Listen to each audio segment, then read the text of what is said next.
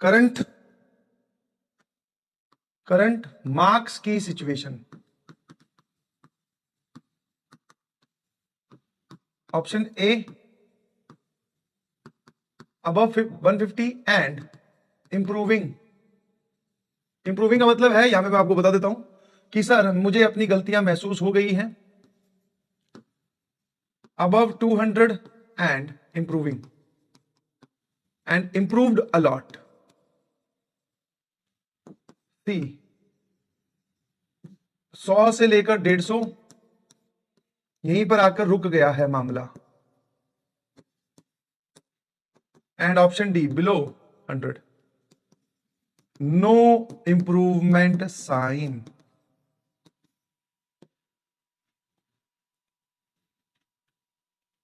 Thirty second देख लो, वापस बता देता हूं कि आपकी जो मार्क्स आप टेस्ट में दे रहे हैं वो किस रेंज में लाया करते हैं और क्या मनोदशा है उनकी। किसी 150 से ऊपर में एक टेस्ट में भी अगर आपने स्कोर किया है, 2 में भी किया तो आप इस पर क्लिक करेंगे। एंड इंप्रूविंग मतलब कि मैं इंप्रूव करते करते लड़खड़ाते हुए यहां तक पहुंचा हूं, 200 से ऊपर निकल गया हूं सर। पहले कम आते थे, फिर धीरे धीरे इंप्रूव किया मैंने, अपने टेस्ट में नंबर आने लगे हैं। अब बहुत ज्यादा मैंने अपने आप में बदलाव किया है। 100-150 के बीच में आकर रुक गया हूं सर। कभी 120 आ जाते हैं, कभी 140 आ जाते हैं, कभी 130 आ जाते हैं, बट मैं वो जो जंप है 150 से आगे जाने वाला वो नहीं लगा पा रहा हूं।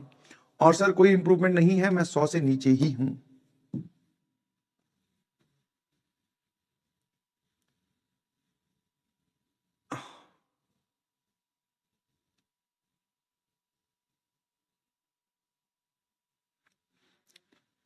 बताओ बताओ, एक बार जान गए तुम्हारी, बोल रहे ईसीजी रिपोर्ट तो निकाली जाए। ईसीजी तो कर लो भाई, क्या चल रहा है। अच्छा, मैंने टारगेट के साथ एक ही चीज और याद है, मैंने तुम्हें बोला था कि मॉक भी देने हैं 2023-2024 के, ऑल्टरनेट स्टार्ट कर दो, दिया आपने वो।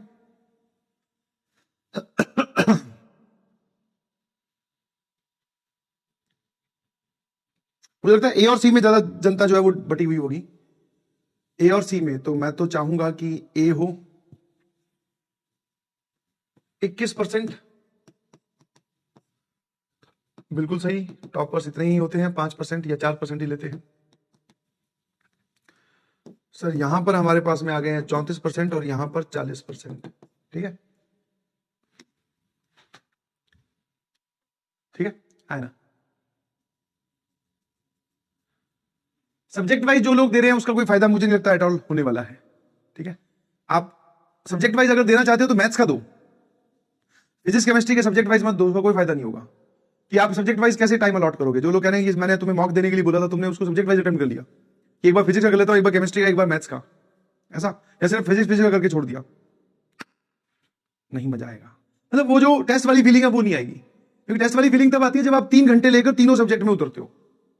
1 घंटा लेकर एक सब्जेक्ट में उतरना, that is a different story. और अगर ऐसा करना ही है तो मैथ्स के लिए कीजिए प्लीज। फिजिक्स केमिस्ट्री में इज नॉट रिक्वायर्ड, वहां पे टाइम सफिशियंट होता है। तो आपको अगर ये प्रैक्टिस करनी है तो आपको करना है उस चैप्टर के लिए, उस सब्जेक्ट के लिए जहां पर टाइम इनसफिशियंट हो। समझ गए, तो पूरा आपको देना है, फुल टेस्ट दो।